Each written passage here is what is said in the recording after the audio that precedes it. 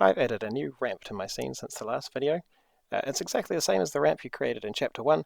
The only difference is that I've discovered this left to right property lets me make it look more ramp shaped. So I've set that left to right property to 1. And the reason I've created this ramp is because we're going to be testing out adding some tyre tracks to my car. The principle for adding tyre tracks is that every time I move, I add an image of the tyre track on the ground behind me. I've made this image from the normal map of the tyres.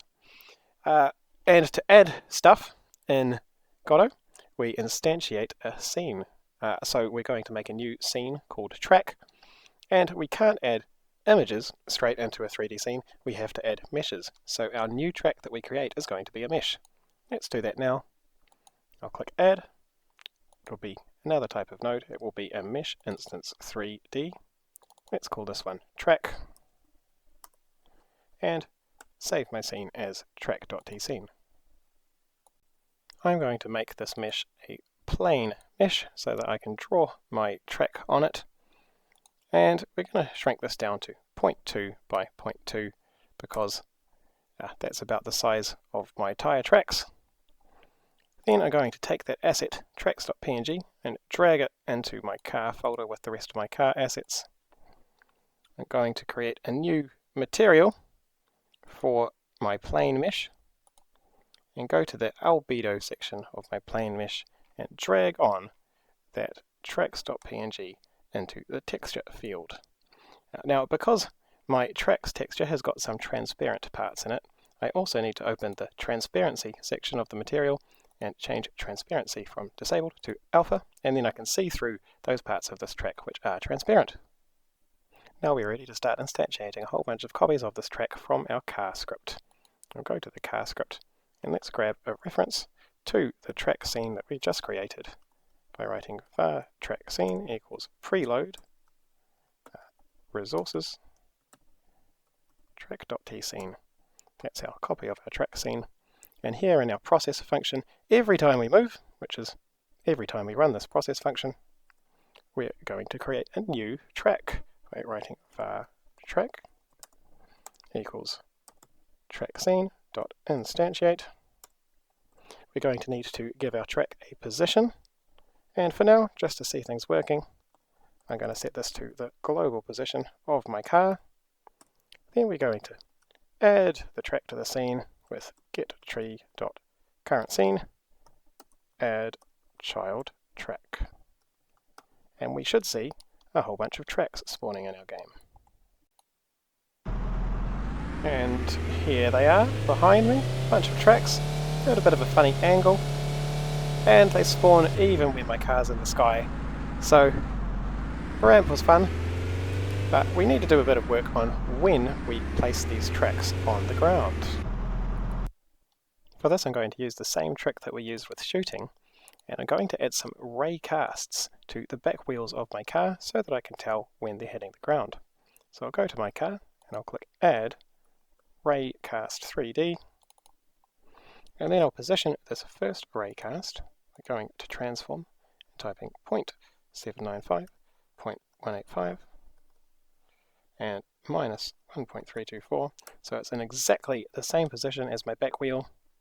And now when this raycast collides with something, we'll know that our tyre is touching the ground.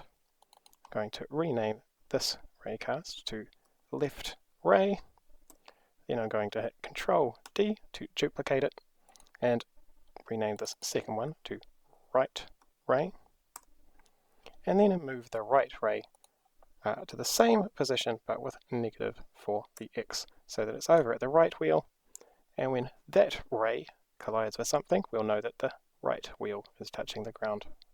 Now I'm going to add a reference to the left ray and the right ray into my script by holding down the left ray, releasing it while holding down Control, doing the same with the right ray, holding down Control, and I've got a reference to the left ray and the right ray. And now I'll only create tracks if that left ray is colliding, and that means that my left wheel will be touching the ground. So I've taken those three lines and indented them so that they only run if the left ray is colliding. Then instead of having the tracks spawn at the global position of my car, I'm going to have them spawn where that left ray collided with the scene by writing left ray dot get collision point. This will add tyre tracks under my left wheel anytime the left wheel is touching the ground, and I'll copy and paste that entire block for the right wheel, where I check if the right ray is colliding, and I create a track at the position where the right ray is colliding. The first thing you'll notice as I play this game is that even though we've now got two pairs of tile tracks, they're kind of clipping through the ground a little bit. And that's because they're right at the same level as our ground. So now I'm going to grab each of the track's positions, track.position, and increase the Y position just by a very small amount, like 0.01. Do that with my other track as well. Copy and paste. Both of the track's Y positions will be slightly higher than they were before, and now we'll see them better in our game. And we've got some pretty nice tyre tracks until we turn, and then the tyre tracks don't turn with us. So we're also going to change our track's basis, which is the word for how it's being rotated. Right, track.basis, and just like we did with our player, we write basis.looking_at to get a direction that we want our track to face in. And I could make this the direction of my car. I could write global basis and I'd get the direction of my car, but it still looks a little bit off because sometimes our car is in a different direction to the way the tracks are moving. So in basis.looking_at, I'm actually going to use my linear velocity, which will get the direction my speed is going and is a slightly nicer direction for my track to face. So I'll write for both of these here, track.basis equals basis.looking_at linear velocity.